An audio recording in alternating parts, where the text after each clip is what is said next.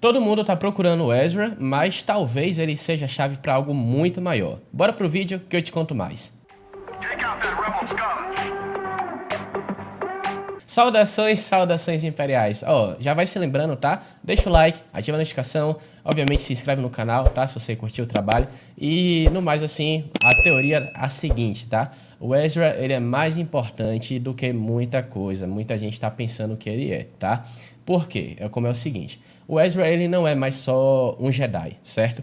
Ele não é mais aquele tipo de Jedi que controla os Purgios, que é forte na questão de controle de animais e por aí vai. Não, o Ezra, ele agora é uma chave que pode ser muito maior para o próprio conflito que a Ascendência X e o povo do Thrawn estava tendo, né, contra invasores extragalácticos. Eu te explico rapidinho como é o seguinte aqui a história.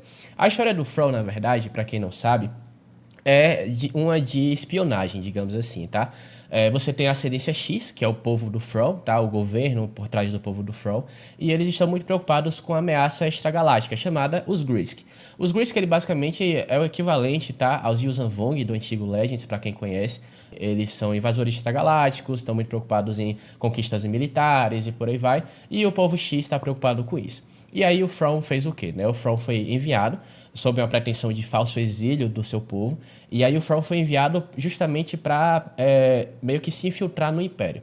No Império, na verdade, seriam de duas uma. Ou o Thrawn ia ver que o Império ele era forte o suficiente para destronar a ameaça Grysk, então ele se fortaleceria o Império junto com isso, e obviamente eles iam ser aliados, né, a Ascendência X e o Império iam ser aliados no eventual conflito que iam ter com os Grysk, ou então o Thrawn simplesmente via que a organização ela não era tão boa assim, e aí sabotava ela de dentro e desviava o foco que os Grysk teriam contra a Ascendência X no próprio Império, tá? Só que aí aconteceu o Rebels. Rebels aconteceu, Thrawn foi pego em eventos, né, tipo de Lothal e tal, contra a Célula Fênix, o esquadrão, né, o esquadrão dos espectros lá da Ghost também, e obviamente, né, foi sequestrado, em falta de termos melhores, pelos Purgios, tá, os seres que viajam além do espaço, e também o Ezra Bridger, que sumiu junto com ele.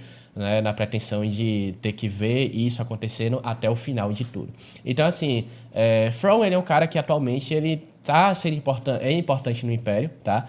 Ele é um cara que ele vai ser o último dos grão-almirantes. Os grão-almirantes são...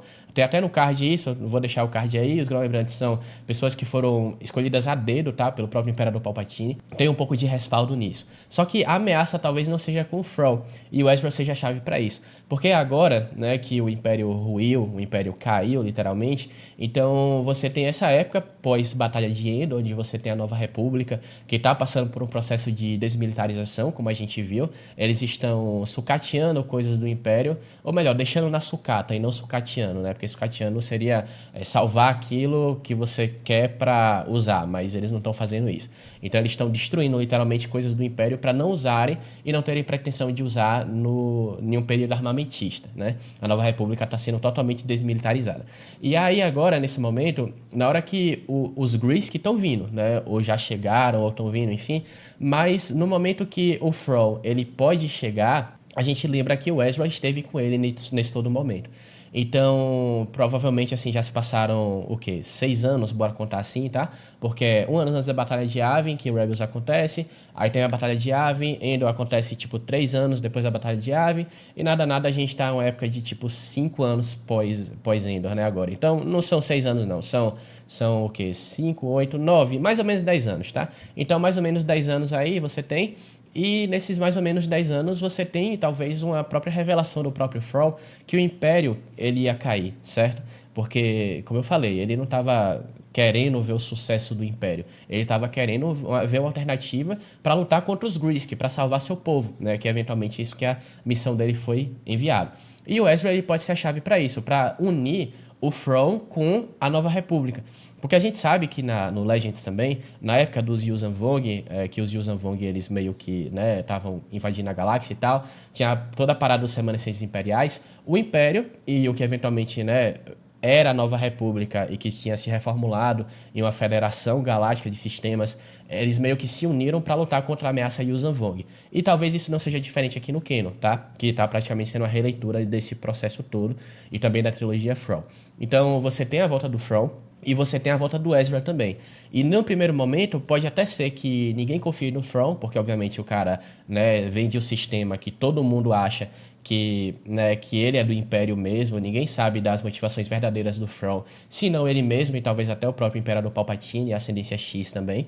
Mas a rebelião em si, ou que eventualmente se tornou a Nova República, não sabe do propósito do From.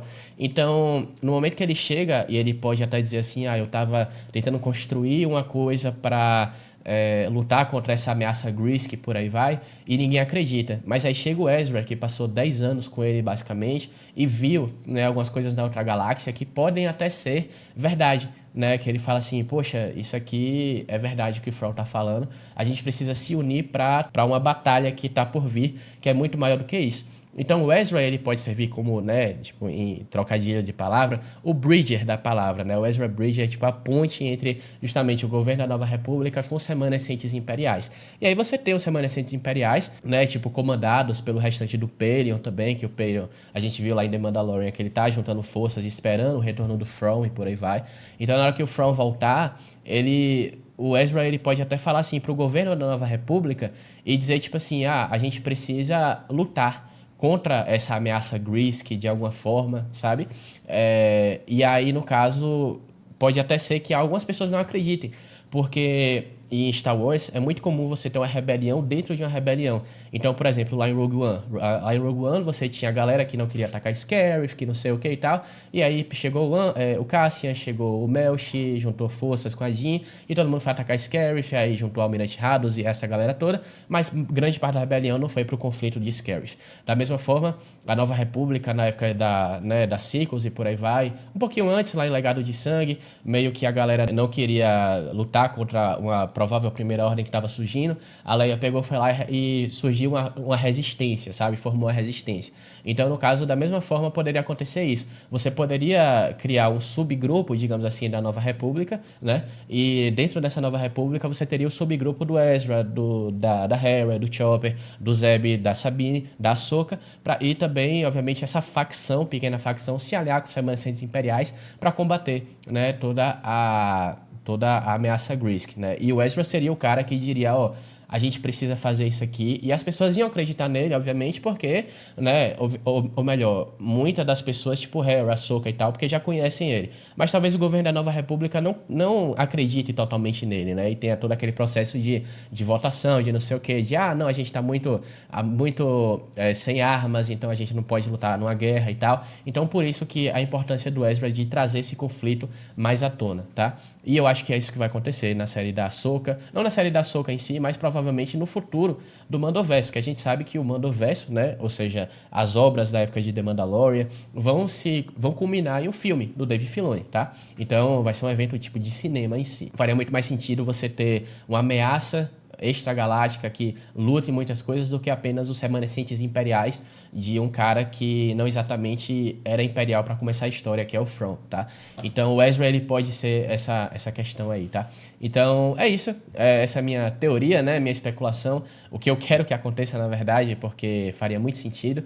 E é isso. Se você gostou disso, obviamente, deixa o like, se inscreve no canal, ativa a notificação e, obviamente, fica por aí para fortalecer nosso trabalho. Como diríamos aqui no Império, uma vida longa ao Imperador e até a próxima.